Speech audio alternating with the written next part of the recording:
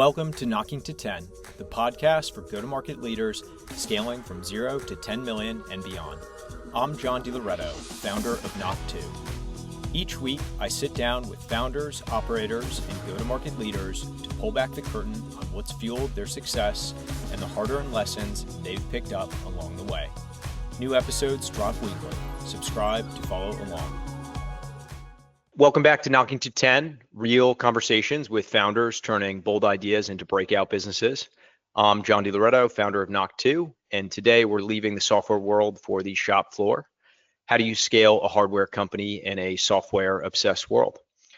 Joining me today is Jake Hawksworth, CEO and co-founder of Hypercraft, builders of turnkey electric and hybrid powertrains for racing, defense, and commercial vehicles.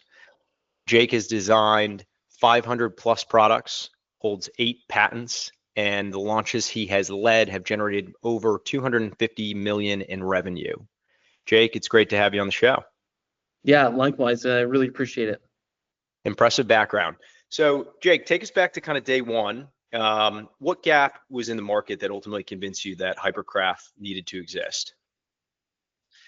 Yeah, it's a really interesting question because Hypercraft has a kind of an interesting, founding story where we did a really hard pivot almost before we got started, right? We wanted to develop a complete vehicle platform, and we thought, there's so much new cool technology around electrification, the connected vehicle platform, so kind of smart mobility, and we saw a gap in the market for us first in these very high performance, boutique, low volume manufactured vehicles, kind of like where the hypercar market was going. So very high value product, but low volume integrating this new technology. And really early on, we stumbled into all kinds of problems with going down this path. And so we recognized the real gap in the market was how to bring, some new disruptive technology to the small mid-sized vehicle manufacturers who we believed were very underserved, right? Where the high volume, the large OEMs were putting massive amounts of development dollars into new technology, but it just wasn't making its way to these small to mid-sized OEMs, and they didn't have a source, and they weren't large enough to really take on the challenges and invest on their own. So, and for those that don't know, what would you describe as a small to medium size? Yeah, I mean it definitely varies, but I think on the small size, OEMs producing between a couple hundred vehicles a year, 200 to 300, all the way up to a couple thousand, 2,000 or 3,000, and then the mid-size is really where you kind of get in, from about 2,000 up to 10, 15,000 units a year. Okay. We would include companies like McLaren, in a mid-size OEM, right? Where even a McLaren relies on a lot of supply base and vendors for kind of the core underlying technology in the vehicle, and they put it together in a package that's really appealing to customers. But McLaren's not spending hundreds of millions of dollars investing into developing new technologies, and we can talk a little bit about what those are. But so boat manufacturers are great small to mid-sized vehicle manufacturers in our opinion. Obviously, defense is a pretty key industry for us as a company. But so maybe to a degree a lot larger than most people think. But unless you're producing hundreds of thousands or millions of vehicles, you drop into that mid-size or small category. Okay, amazing. So these companies don't actually produce this themselves. They look to partner with manufacturers who can bring this solution to them wholesale. Yeah, and the market that we identified that was very easy to enter and disrupt was powertrain, which is why we kind of identify as a powertrain company first and foremost. And that's because these small to mid-sized OEMs have been buying engines, and powertrains, for the last 120 years. And to give a sense of scale to this is that there's about 100 million vehicles manufactured every year globally. This is globally? Okay. Globally, in like total transportation market. This is everything that you can think of, including consumer vehicles, motorcycles, boats, cars, you name everything. it. Yeah, it's about 100 million. 40 million is done by small to mid-sized OEMs. So the 60 million is really the, the Fords, the GMs, the Volkswagens.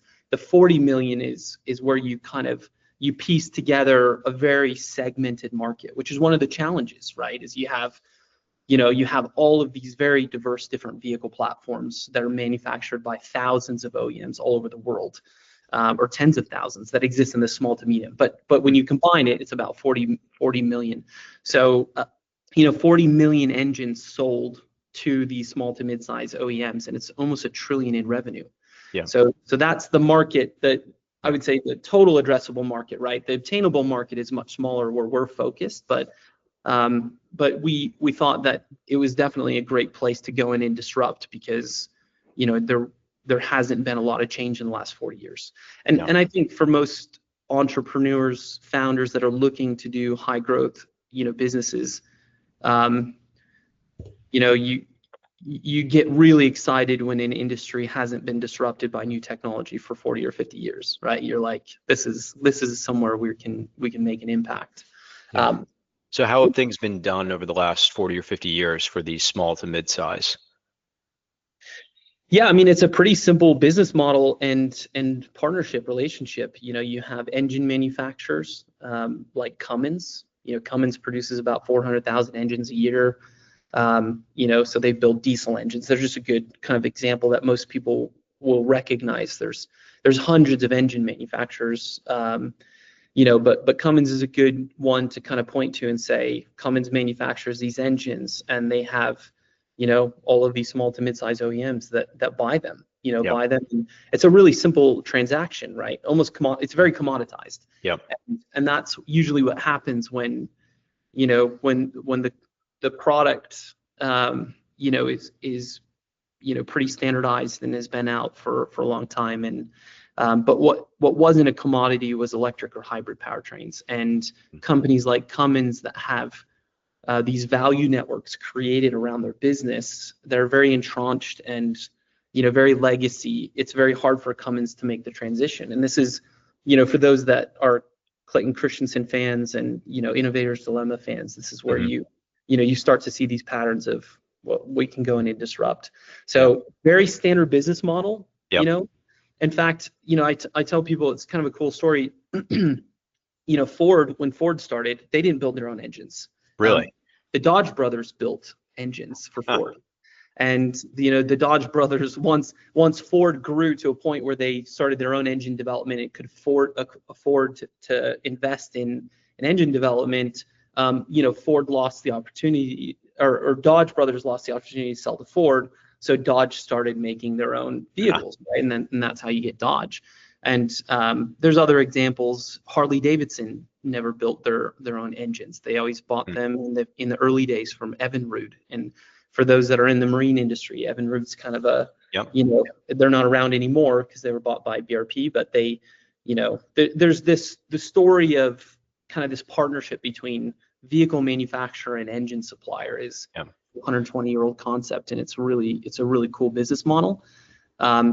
We thought it's a known market. There's a lot of data around it, and if we could apply some new technology to an underserved market that wasn't getting access to it, we didn't have to be very innovative with the business model. We could come in and disrupt. Now, I think what gets really interesting is we never intended to be a hardware-only company. The real focus was software and data. But our customers, we're a B2B company. Our customers weren't used to buying software or paying for data services, right? And so we kind of had to solve a different value proposition challenge, which is they want to buy something physical that creates value, and they've always bought powertrains. So they could buy new powertrains, and you could bring, the connected vehicle platform and some new concepts around smart mobility to the OEM through the powertrain system. You kind of have this really interesting Trojan horse, and that allowed us, we have revenue from hardware, but it allowed us to build on top of that much more of an ARR software and data model, and where the scale would be. Okay, so you positioned yourself in a way to allow the existing sort of buying motion to occur. So they were used to buying hardware or powertrain, but by doing so, that opened up the door to actually deliver on the software capabilities. Yeah, and So, and did you design that intentionally, or did you kind of fall into that? How did you come to that discovery that like that was the way to approach it? yeah, I don't think it was like a really conscious master plan in the beginning. I mean, in the beginning, what we knew was that there were thousands of these small OEMs that wanted to do clean tech, Hmm. move into electric and hybrid, but didn't have the suppliers and the partnerships to do it, and so we wanted to fill that void. We knew from day one that smart mobility, data telemetry, Hmm. uh, some of the new technology around accelerated computing, like Yep. we knew that these would play a role in our Yep. business, and we knew we wanted to sell, like we wanted the software to be a value prop, like a thing that they purchased as part of the powertrain. Hmm. But I think what has definitely been an evolution in the business is how important what we consider to be a software-defined hardware Yep. transition is for the OEM, and where software actually creates the most value, and it's the thing that continuously upgrades and improves. And the funny thing about this is, like, we point to consumer electronics and we say, well, this transition happened in the 80s for consumer electronics, but nobody can buy, like nobody uses software without hardware. Like you get a computer and it has an operating system, and then you go out and you buy software that goes on to the computer, all these apps, right? And that's where you have SaaS and everything. Well, the transportation industry has never made that shift. They've never actually made a shift into a you know a, a vehicle operating system that allows software to be built as a separate product. Yeah. And there's a lot of interesting reasons why that's never been done, and it's a very audacious goal for us, but we believe we kind of have a more of a step-by-step strategy to get into it. Incredible. And you mentioned before that many of these eventually, like the Dodge brothers, went on to build their own vehicles. So could we expect that in another 50 years, there'll be Hawksworth vehicles out there? I don't know. I mean, it's what's funny is we wanted to be the vehicle kind Yeah. of product first, and Yep. but I would probably say not. I think the future, the last 50 years of powertrain supply will not be Yep. the same as the next 50, and Yep. these systems are getting so incredibly advanced, which is amazing. Their capabilities are incredible, but powertrains used to be just responsible for driving the vehicle, and now they do so much more. Yeah. Okay. Well, why don't we let's jump into kind of your current playbook today. So you've mentioned the way that you have a bit of a Trojan horse into sales, but I'd love to hear a little bit more about how you are selling these systems, what your kind of go-to-market looks like. Is it channel? Is it partnerships? How do you fill your pipeline with deals today? Yeah, I mean, look, it's been a huge challenge for us, and I think because early on we we think like a product company, which means that we're trying to standardize a product, and not be like, it's very easy for us to slip into engineering services and build. Mm.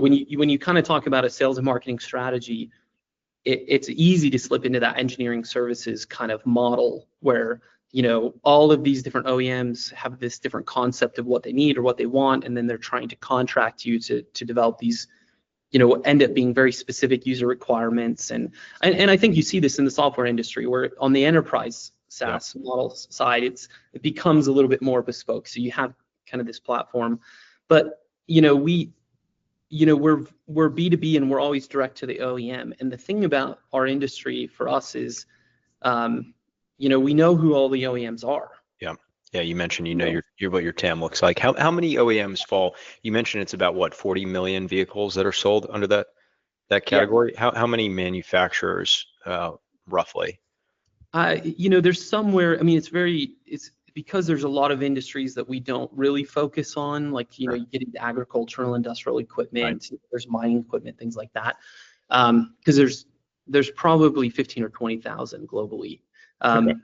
I would say when you kind of get down into, there's probably less than 1,000 that are really, kind of our ICP. And are they US specific? Are they global? They're global. Okay. They're very global. Yeah. And which makes what we do on the hardware side very difficult. yeah. Because you don't have, we don't have to build distribution, right? Mm-hmm. Because we're always supplying direct to the consumer, or our consumer, the end user. Yep. But it does make it very difficult for us to support, like, a boat manufacturer in Italy. Mm-hmm. When we're here in the US. So that's been one of the challenges. It's a global market, but as an early stage startup, we try to focus on the US and kind of North America first. Yeah.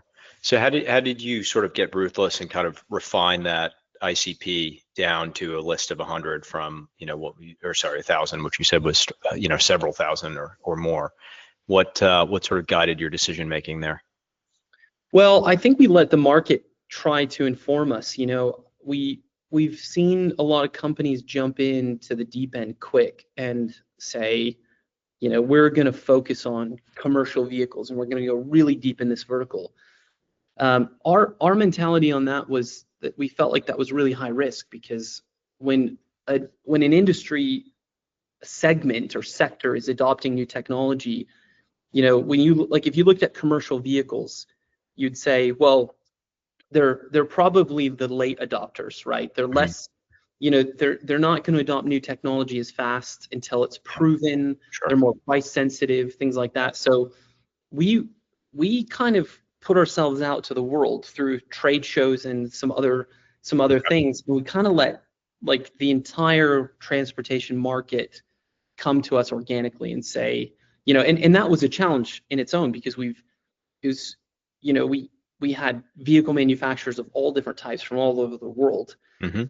And as a product company, when you're trying to develop a product where you do find product market fit and you don't become this engineering services business, at the same time that you're letting the market inform, you're trying to use that information to define what your product actually is and get standard on your product, so you can scale manufacturing, you can clearly define, and once you have a clearly defined product, it's much easier to market to your customer, right? Sure.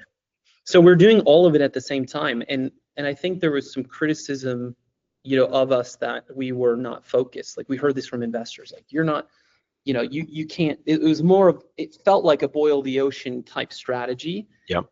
And we got a lot of criticism, but there's a lot of companies that have gone bankrupt in the last 3 or 4 years in our industry.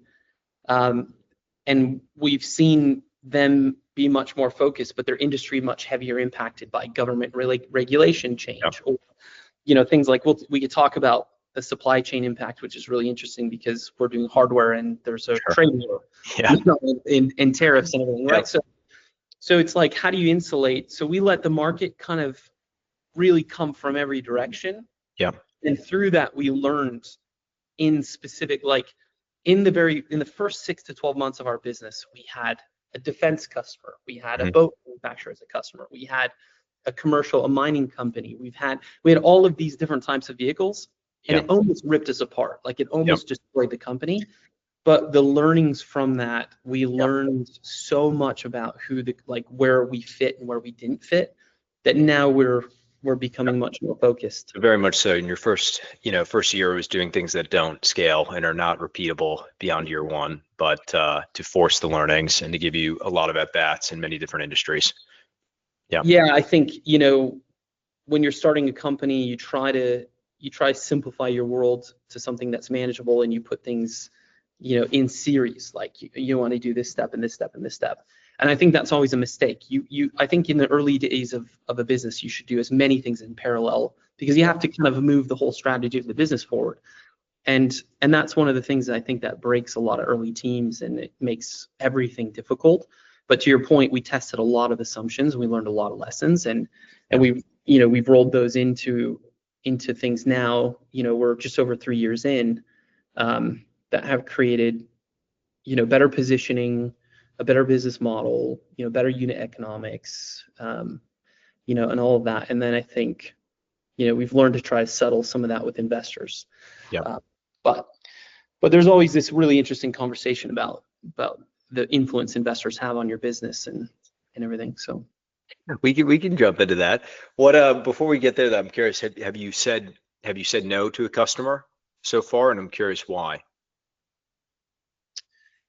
I would say we're saying no now. Okay. Starting to say no. Okay. And what are some of those Definitely indications? Yeah. What's that? What are some of those indications to get you to start to say no? So, because you've kind of painted this worldview of like, hey, if you're in your first year or two, you should be talking to everybody. Like, don't pigeonhole yourself too soon. How are you starting to narrow that and say, okay, we're going from like the TAM of 40 million to we're going to get a bit more narrow? It's really the product, right? Yep. Now we've invested close to 20 million over 3 years into product and Yep. hardware products and things. So there's less flexibility for us to try to be accommodating. Yeah. And so I think the integration of a much more focused, disciplined product strategy, getting further down the path, has definitely helped us say no. Okay. Because being honest about what you are so that your customers self-select and say, okay, you're not a fit for what we're looking for. Is that? Yeah, and sometimes it's not always like no, like our no is like if you're a boat manufacturer and you came to us and said, this is what we need in a powertrain system, we would say, well, this is what we have, and this is what we can do in a timeline and a price with what we have. If you want that, this is what it looks like, and it's 10 times the price, and it's 3 years of development and everything, and it becomes like they learn quickly that that's like, unless they have a massive budget and they have all of this time and they're going to take the risk, then they need to either take what we have. So it's really kind of that funneling in, and then through that process, some of the OEMs are like, okay, well, that's not what we're looking for. And we're like, great, but I think through our marketing website, things like that, we've also been a little bit more clear, and it seems like customers are kind of self-identifying a little bit more, just on, our pipeline's a little bit cleaner now because, companies that can kind of quickly say, okay, like we've tried to position as a premium brand. So I think we also don't look like, the economy product necessarily. So that's helped. But yeah. Yeah. And the go-to-market primarily, you mentioned trade shows is a big piece of it. What else kind of plays into your go-to-market today? I think we're actually making a little bit of an interesting shift. I would say trade shows have given us exposure, and that's kind of let the demand come to us. And we passed 3.5 billion in pipeline, like total pipeline last year. So we've had this like massive amount of demand that's found us, but we've learned to be. We've done a lot more market segmentation and found who these OEMs are that we like. Now that we know what our product is and where our strengths are, we're almost much better at tying that to a list. Like, and again, just so everybody understands, I think this is very different than some SaaS companies and different customer bases. But if we have 20 OEMs, vehicle manufacturers, that buy 500 powertrains a year from us, we hit $1 billion in revenue. That's $1 billion in hardware revenue. That's not the subscription-based software data services that are supplied with that. That's just hardware. So when you're a company that needs 20 high quality customers, and we're targeting up to about 50, you don't need a you don't need a massive strategy on like going after them. So we need a really good list of companies that we think are a good product market fit for us, and then we'll just start targeting them, specifically, and doing direct reach outs. Now in your niche. That's great. Yeah. Okay. I love that. All right. So let's make sure we don't miss it. I want to go back to this piece you clicked on about ignoring your investors a little bit. Yeah. Look, so if you're giving advice to some, I would say, founders, maybe perhaps in their first go around, maybe it's not their second or third company. Yeah, I think it's this is always the most difficult thing to talk about, because what you have to acknowledge, I think, starting a business, is that there's so many things outside your control, and timing. And so many of the companies that we look to that are examples of success have done incredible work with really talented teams that have grit and have worked through a lot of really difficult things, but they've also gotten lucky. Yep. And like for us, what we've realized now is we probably started our business at the worst time that we could have. You know, Why do you say that? well, I think because we couldn't do what we do without investor support, right? Without raising capital, and it's hundreds of millions. Yeah. You know, I think when you look at the first, we believe we'll have invested a little over 500 million in our first 7 years of being in business total. That's what we need to succeed. But you know, for us, you know, the mobility market, there's a lot of investment done from 2016 to 2022 in the mobility market with a lot of these startups and OEMs like Canoo and Nikola, and there was a lot of SPACs and different things, and most of those have gone bankrupt now. Yep. And so investors, and at the same time, AI became, like, as we were getting going, 12 months in, AI became this big thing. So investment from the venture market is much more focused on SaaS, and they don't like hardware. They were making a massive pivot into AI because investment on the venture community is very trend oriented. You know, there's these massive trends and shifts that happen, and so if you're not in that stream, you know, then you have to really be aware of the challenges that you're going to face. So, you know, not only the shift into AI, but all of these companies starting to go bankrupt and investors losing confidence in how to invest in mobility. Mobility is a very, you know, technical space for investors to participate. So we've really struggled on that front. And then I think on top of that, then you have your view and your vision of how do I build a successful business? How do I scale and build a successful business? And then you have investors that believe there's a path to an ROI, and they will have significant influence no matter I mean, as soon as you take money from an investor, whether you like it or not, they have influence in your business. And so you have strong conviction over how to build your business, and then you have the investors that are basically saying, well, we'll invest if this is what it looks like. And so you're constantly managing that. And yeah, it's brutal. It's the worst part of this process by far. Yeah. Yeah. Well, it sounds like the timing worked out right, where you were able to seize on momentum a handful of years ago, and you've got some serious pipeline. And so you've got some real momentum that's carrying you forward. So very exciting.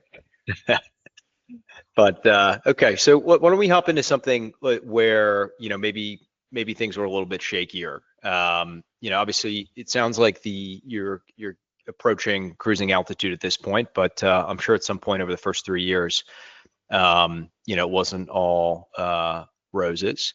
Was there a particular speed bump or challenging time you look back to in kind of this foundational first few years of getting set up where you felt like, you know, maybe the wheels were coming off, or, you know, maybe this wasn't going to reach it to cruising altitude? Yeah, I mean, definitely kind of between the end of 2023 and through 2024, you know, there's a lot of questions around, you know, did we miss some major factors and not plan right for what we're trying to do. One of the interesting things about our business is that vehicles are developed over a long period of time. Yeah. So when you're a supplier of critical product technology into a new vehicle platform, you have to say, okay, there's 3 to 5 years typically that this vehicle is going to be in development, where we're not going to generate really any revenue, right? Yeah. I mean, we generate revenue, and a lot, there's, you know, prototype systems that get purchased, and there's non-recurring engineering fees and things like that. But you have to survive that 5 year. And, you know, I just think, you know, for us, that we were overly optimistic, our customers were overly optimistic about what could be achieved in a certain period of time, and definitely felt like there's a couple moments where, you know, like it on paper it doesn't work out. Like there's no way we can make it to the end. So we had to get pretty creative. So yeah, I mean, cash flow is, like, your business is in business as long as you can cash flow to the next day. And, you know, and so does that come from customers, you know, selling products and technology? Does it come from investors? But there's not very, like, cash flow happens from very few sources, right? And and so we you know, we really had to hunker down last year and survive pretty incredibly difficult period of time. And so yeah, it's been we've had our dark moments for sure. Sure. Do you manufacture in Utah? Where are you doing most of your manufacturing? Yeah, we do. We do a lot of manufacturing and assembly here in Utah. So we do, primarily our high voltage battery systems, which we design and build and assemble in house, and then some of our high power electronics. It's not an overly complex manufacturing assembly background or process, for us. And my early career was about 15 years in hard goods product design, development, and manufacturing. So I think our team, knew how to be capital efficient and what things to take on and what to kind of, work with vendors and suppliers on.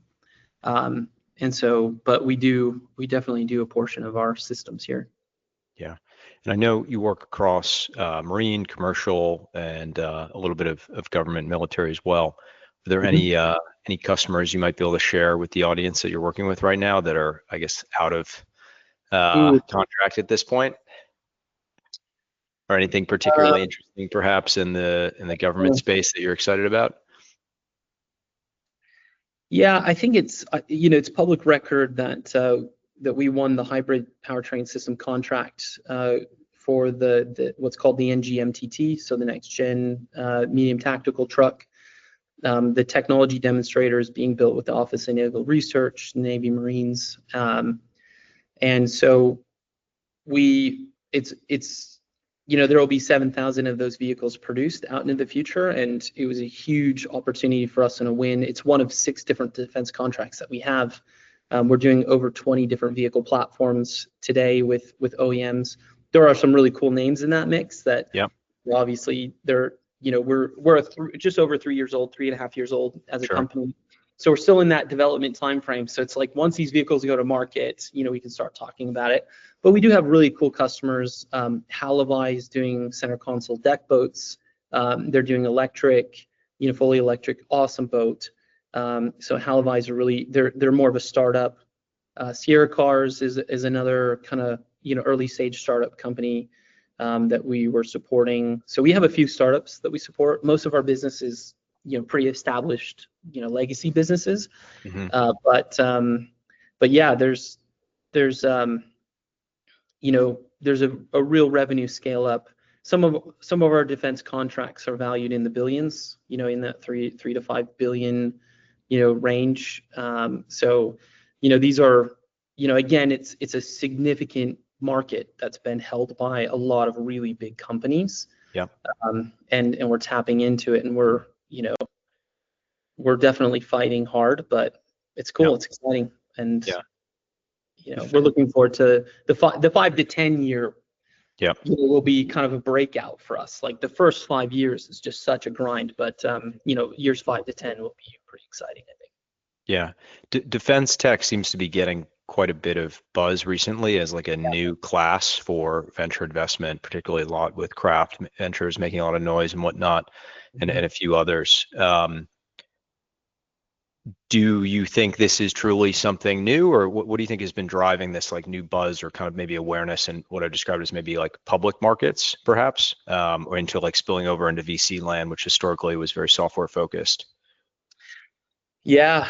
I think, I don't, it's definitely something that we're learning a lot about. I don't know if we're, you have companies, like Anduril out there that I think have been, and Palantir and some of these really innovative private companies that have shown that they can bring new technology, to government, be, dual use technology. So we're a dual use technology company as well, where we own our IP and we're selling it commercially. And the government has realized that, they don't always want to, be on the forefront that way.